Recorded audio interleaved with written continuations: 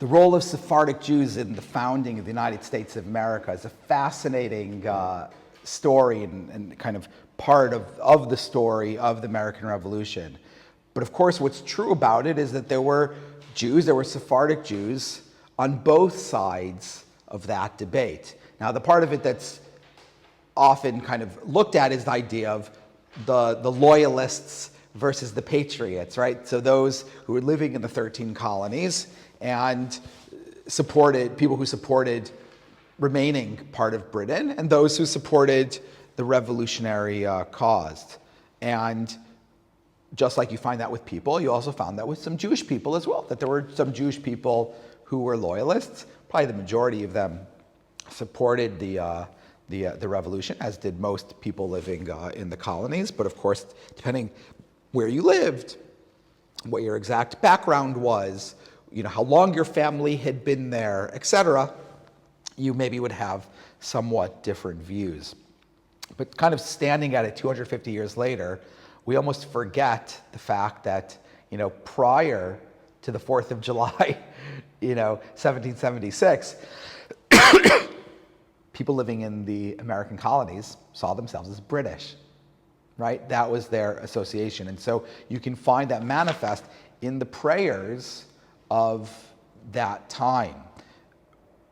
One great source is a prayer book that was published in London in the early 1770s by a family named Alexander.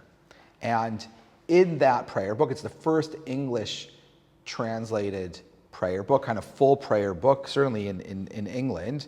You find the prayer for George, for the king, for the King George. And if you look at the second page of the prayer, after you pray for the king, it then has an asterisk. And if you look down at the bottom of the asterisk, it says, in the colonies after the king and royal family, the governor and the magistrates are added. Right? So this is a prayer book being printed in London, but meant for use also in the American colonies, so much so that they're obviously praying for the king, because that's the king of people living in the American colonies. And you just add some additional languages, because of course you can't forget your local governor of whatever state you're living in, and so forth.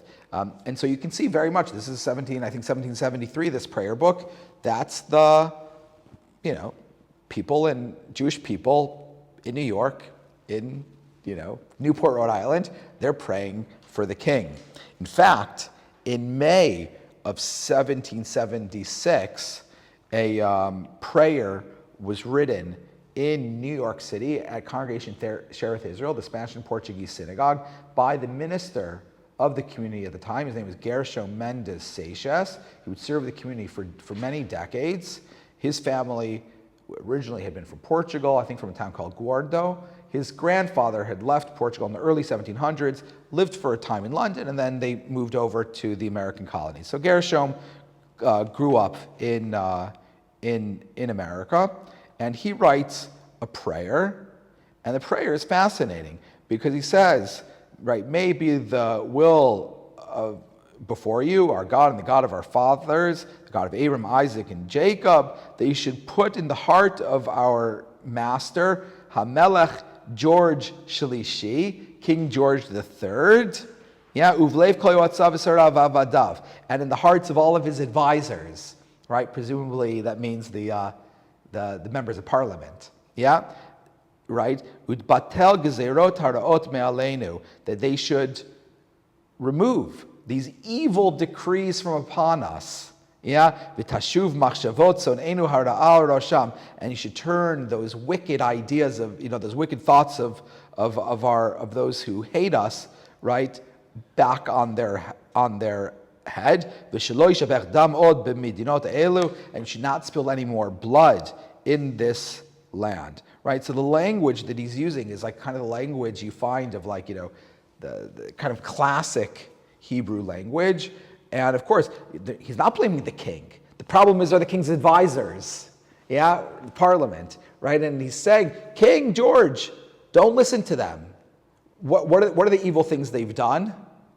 The Stamp Act, right? The fact that they've quartered all these troops in the American colonies, right? So they basically brought the military, or the military has remained in the American colonies, right? And he said, and they're not praying, let's get rid of the British.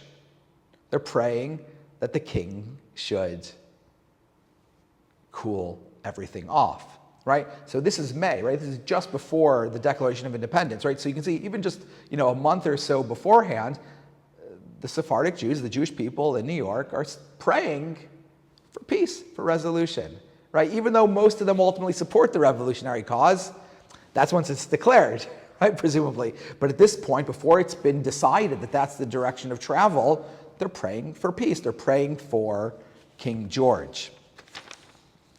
And indeed, the community in London, right, so many of them, it's their relatives, it's people that they have connections to back at Bevis Marks, right? They will hold a prayer service for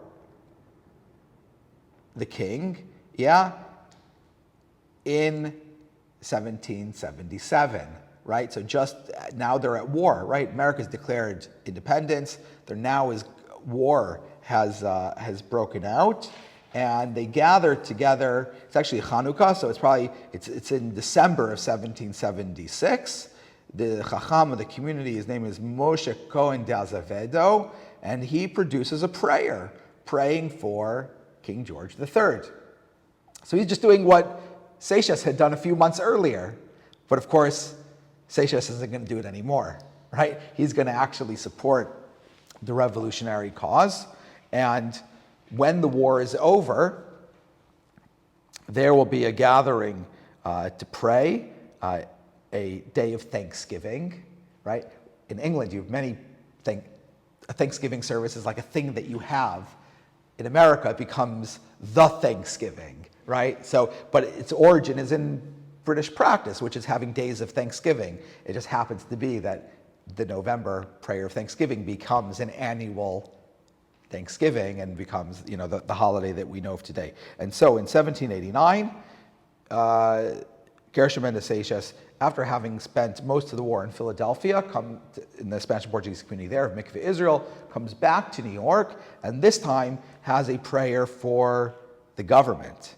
He prays to the King of Kings, but who's he praying for this time?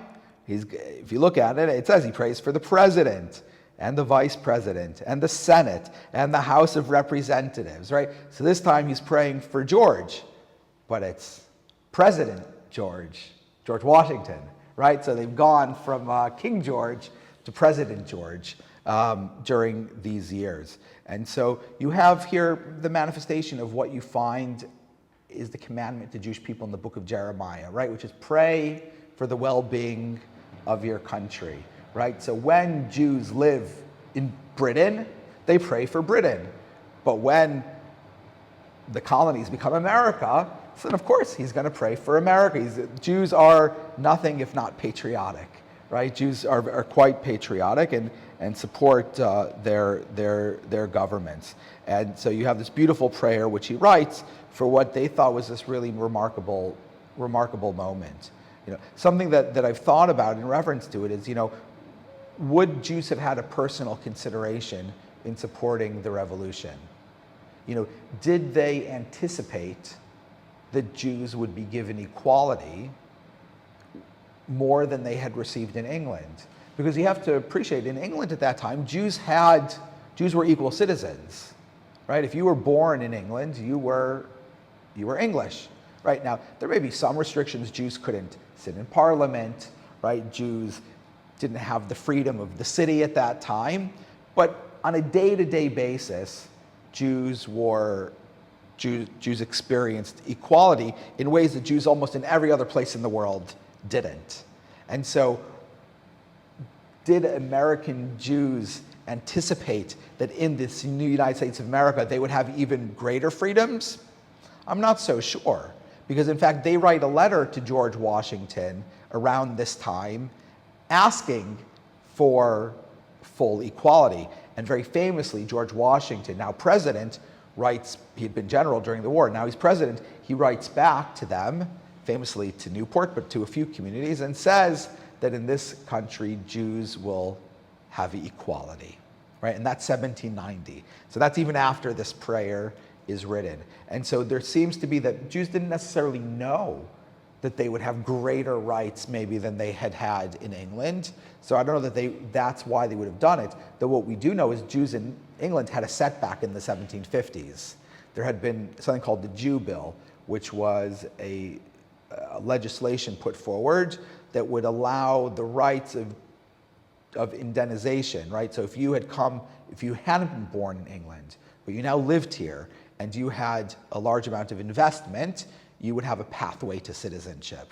That was passed, and then there was a major uproar in England, right? You talk about these waves. There was a major, so here's this great kind of like achievement. There then was a huge pushback among the populace where people said, we're gonna be taken over by Jews. Jews are gonna purchase St. Paul's Cathedral and turn it into a synagogue. There were lots of pamphlets that were written, and the uproar against it was so strong that the government had to revoke this law that they had just passed, right? So that was then a difficult moment for Jews here, and that's just in the 1750s. So by the 1770s, was there still that awareness? Did that lead Jews in America to say, actually, maybe things could be better? I don't know.